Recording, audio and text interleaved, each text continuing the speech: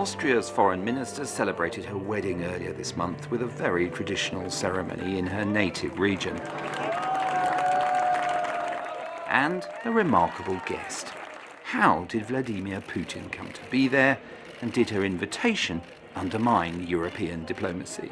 It was a spontaneous act of handing over an invitation that had just landed on my desk here on this one, the day that President Putin was in Vienna. I took some of the envelopes, took them over to the museum where we had an evening reception with President Putin, and I knew that half of the government would be there, so I said to myself, well, I'll hand it over, it's easier and nicer.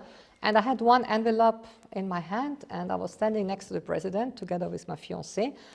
I said to President Putin, may I introduce you to you, Wolfgang? He's quite a long man. My fiancé, we are both far beyond 50. We are getting married for the first time. And President Putin looked at him and looked at me, and he said, this is an interesting lady, and you are a man full of courage.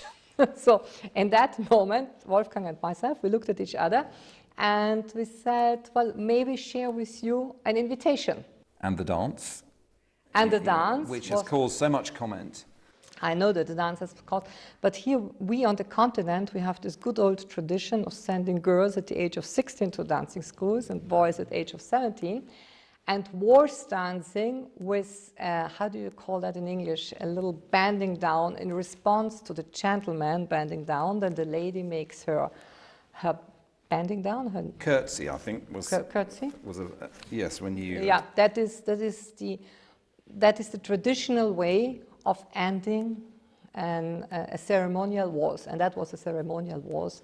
Who knows me is very well aware, and my husband is the first one to know, that I'm not at all submissive to nobody. Do you worry about the unpredictability of President Trump? And do you, in a sense, feel that one thing you can say for President Putin is that he's a more reliable or predictable partner? I think that the US was made as a country of checks and balances, where you all the time have elections, where all the time somebody is campaigning. A lot of what President Trump is doing now, or might still do in the next 2-3 months, is happening under the shadow of the midterm elections of November. So in here you have a different dynamic than in Moscow, where the elections had just happened in March.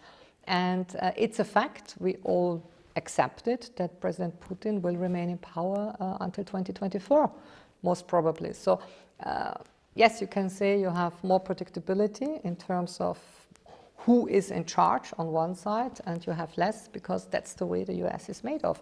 I just wonder whether you see now, for example, in political change, whether it's to the east, Poland or Hungary, or whether it's in other countries like Italy, that actually the centre of gravity might be shifting, that our sense of what European values are might be changing. I regret the departure of Britain because it was always a refreshing, pragmatic actor.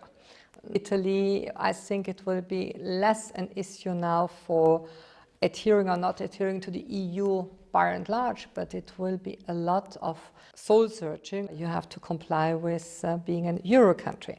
And the Hungarian self-perception is one that is, well, we are surrounded by peoples that have nothing to do with us.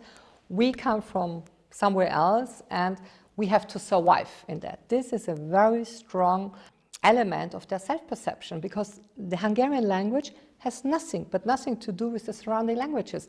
Moving to other countries on the continent, I have paid a visit to many of our counterparts.